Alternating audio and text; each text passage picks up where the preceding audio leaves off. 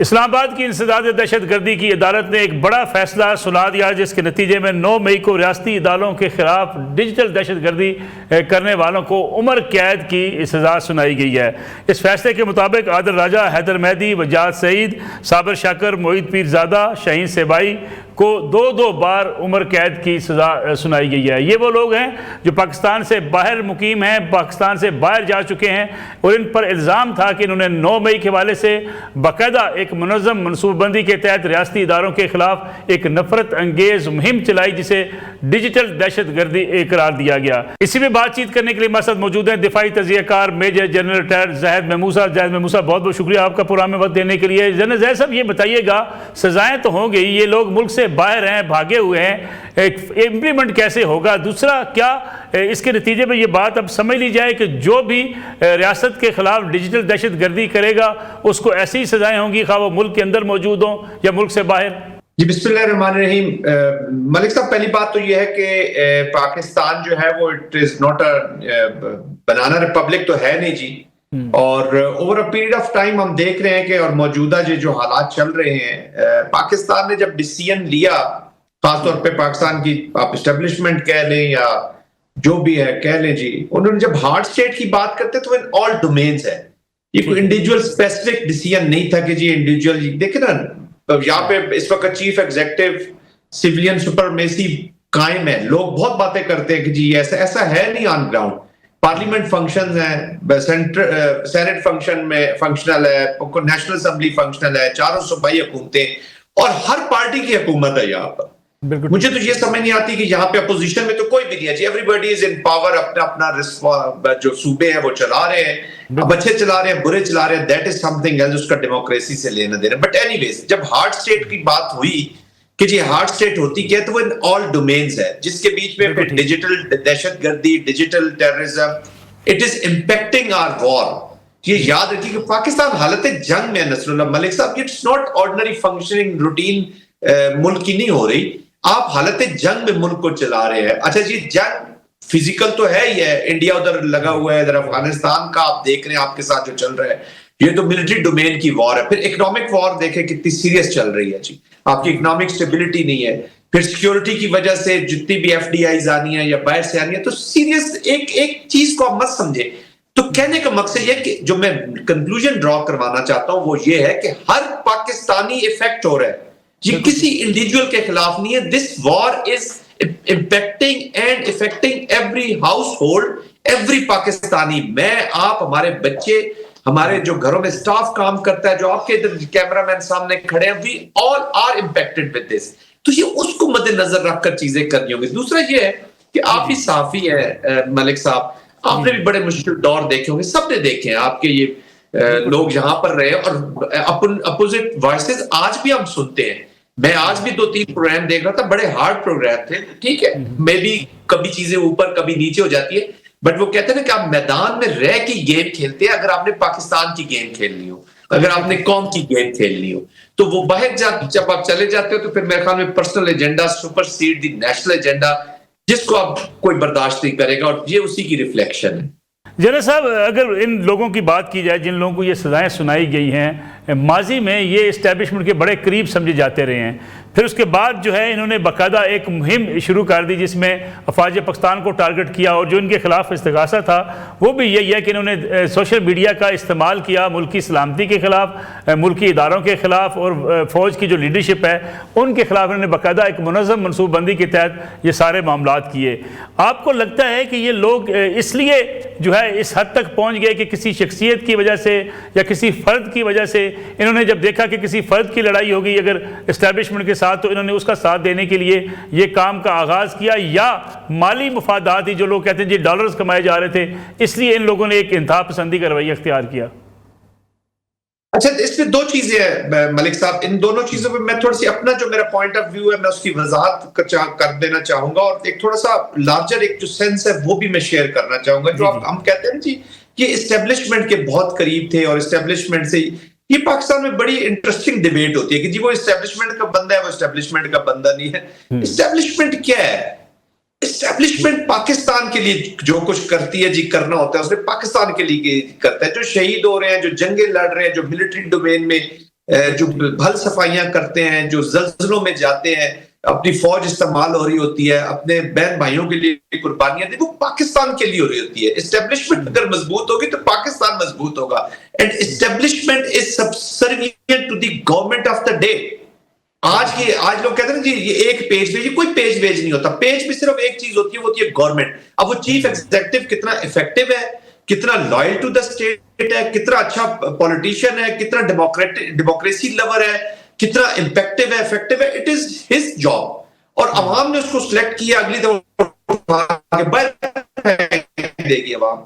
बाकी फौज उस वक्त का भी आप दौर पूरा देख लें, फौज was subservient to the chief executive of जो गवर्नमेंट बैठी हुई है, गवर्नमेंट ऑफ द डे। उनकी जो चीजें, हाँ इंडिविजुअल्स एक दो आगे पीछे करते रहे होंगे, मे भी करते रहे, और उनको सजाएं भी मिलनी है। बिल्कुल एस्टेब्लिशमेंट का अगर अपना कुछ होता ना, तो आज देखे ना लोग बात करते हैं, और भी इदारे हैं, कभी आपने इतनी सीरियस और हार्ड और इतनी सीरियस और हाई लेवल की अकाउंटेबिलिटी मुझे कई कोर्ट कर दे किसी और इदारे ने खुद की हो जी, मुझे बताइए। नन। ये एस्टेब्लिशमेंट के अंदर ये चीजें भी हमने देखी, पास्ट में भी देखी, और इन ऑल डोमेन। ये सिर्फ एक पॉलिटिकल डोमेन या ये जो अनफॉर्चुनेट सिचुएशन हुई थी उसमें नहीं, हर डोमेन में ये चीजें होती रही। मेरी इस बातचीत करने का मकसद ये है कि आप पाकिस्तान के लिए चीजें करें।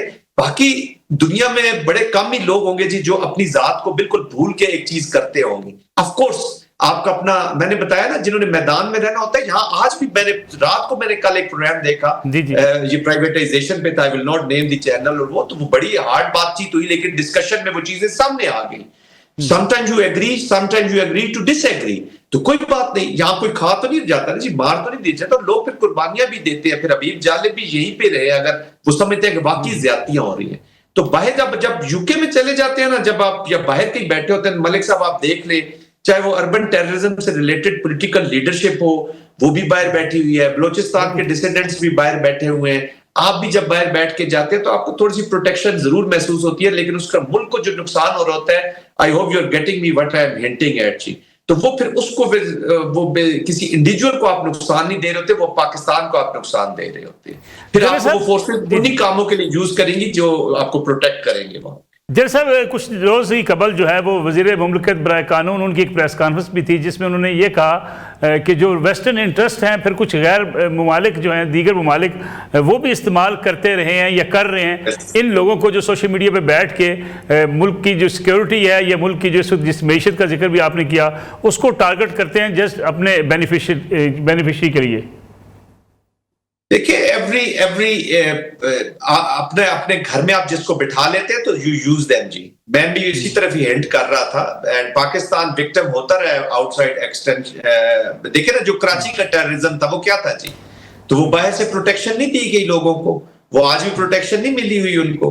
आप उसके बाद जितना बलोचिस्तान के डिसिडेंट्स हैं या जो लीडरशिप है वो कहाँ बैठी हुई है, वेस्ट में ही बैठी हुई है जी, तो वो उनको भी पता है। तो ऑफ कोर्स, और फिर आप ये जब आप स्टेट के साथ लड़ते हैं ना, किसी भी फॉर्म में लड़े मलिक साहब, तो स्टेट भी समटाइम लूजर हो जाती है और आप भी लूजर हो जाते हैं। विनर फिर थर्ड पार्टी होती है, वो कोई और होता है। तो basically you need to understand कि आप गेम किसी और की कर रहे हैं। इंडिविजुअल्स आएंगे चले जाएंगे, पहले भी बहुत लोग आए हैं चले जाएंगे, एस्टेब्लिशमेंट में भी लोग आए हैं चले जाएंगे। पाकिस्तान में रहना है, इंस्टीट्यूशंस ने रहना है, पॉलिटिकल पार्टीज ने रहना है, डेमोक्रेसी ने रहना है। इनको मजबूत करने की जरूरत है, न कि आप अपना पर्सनल एजेंडा लेके इतनी रेड लाइन क्रॉस कर जाएं कि इस तरीके से। मैं I am not happy with these punishment, to be very honest. मैं कोई खुशी नहीं मना रहा, लेकिन अनफॉर्चुनेटली मुझे दुख इस चीज का हो रहा है कि हमारे पाकिस्तानियों को जो बाहर बैठे उनको ये सजाएं हो रही है।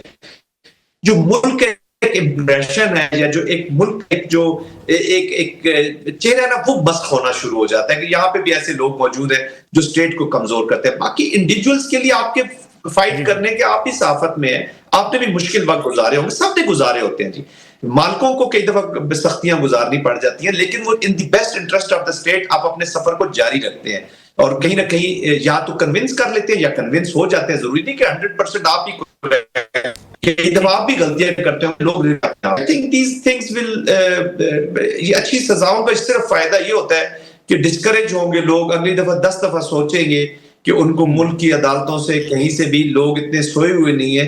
अब वो गुजर गया जी जब कारपेट के नीचे चीजें कर देते थे. People are different towards sitting at the helms of affair this time. बिल्कुल ठीक है. जनरल साहब, लास्टली ये जो सजाएं हुई हैं, आपने हार्ड स्टेट की बात भी की, मुल्क के अंदर भी जो लोग हैं इस किस्म की जो ख़ासतौर पर सोशल मीडिया का इस्तेमाल करने वाले हैं, वो भी इस जो है निर्गे में आ सकते हैं. फ्रीडम ऑफ स्पीच और इन लोगों के माबैन जो स्टेट के खिलाफ जो चीज़ें कर रहे होते हैं, इसको बिल्कुल अलग से करके देखना ये बड़ा मुश्किल काम नहीं होगा? Freedom of speech is totally different. Freedom of speech का ये मतलब नहीं है कि आप स्टेट की चूल्हे हिला दें और आपको कोई पूछे ही नहीं. आप इदारों के ऊपर हमले कर दें, आपको कोई पूछे नहीं. फ्रीडम ऑफ स्पीच होती है जो आप अपने राइट काज के लिए आइन के अंदर रहते हुए जो बातचीत करेंगे. आइन भी तो आपको एक लिमिट तक फ्रीडम देता है ना. कुछ चीजों पे आइन भी कदगन लगा देता है.